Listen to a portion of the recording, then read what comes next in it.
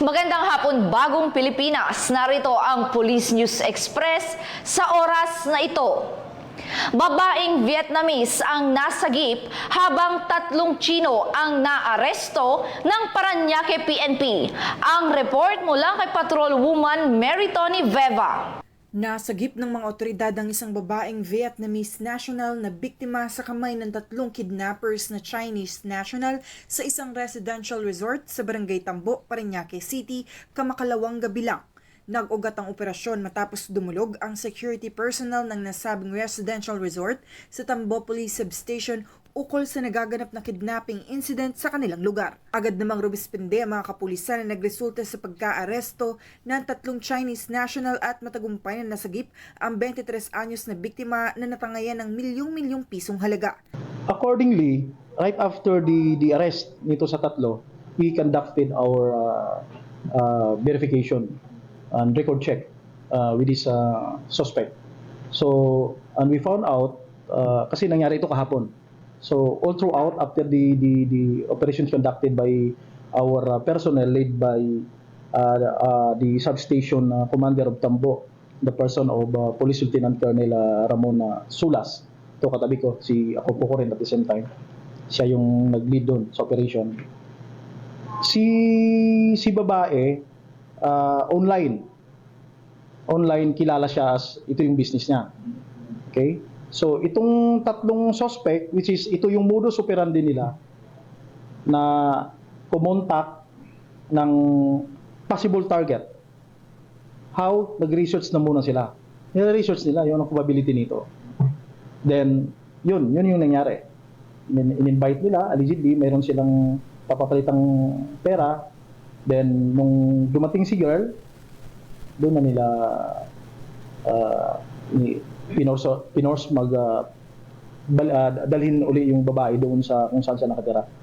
Ayon sa biktima, siya ay nagnenegosyo ng money exchange services sa Maynila na nagsisilbi sa iba't ibang dayuhan na nais magpapalit ng kanilang pera sa ibang salapi.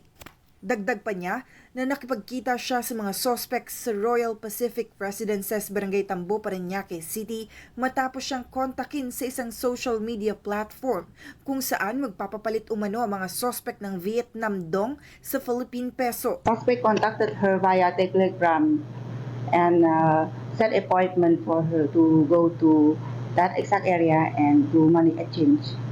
Because that is her business, so they do advertisement on Telegram and some other friends refer her to them. So maybe that is the reason why they know. Dito na naganap ang krimen. Ayon pa sa biktima, siya ay tinakot na papatayin kung hindi niya susundin ng mga suspect. Tinutukan siya ng baril sa ulo, tinangay ang kanyang cellphone upang i-transfer ang malaking halaga mula sa online bank account ng biktima sa isa pang bank account na nagkakahalagang 20 million pesos. Nakuha rin sa kanya ang 300,000 pesos at mga diamond jewelry na nagkakahalagang 1 milyong piso. Dito na siya illegal na ikinulong sa isang residence resort. For the money exchange and they kidnapped her and put her on the car and they dropped her very far and dark place and threatened her to send the money. So that they bring her back to the suspect residence and force her to send money again. They slap on her body and her face. They point the gun on her head and they use the knife to threaten her.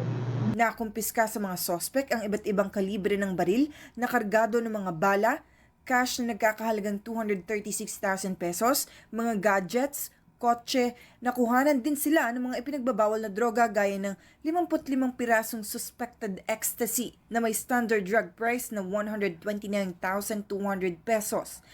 5 gramo ng hinihinalang shabu worth 34,000 pesos.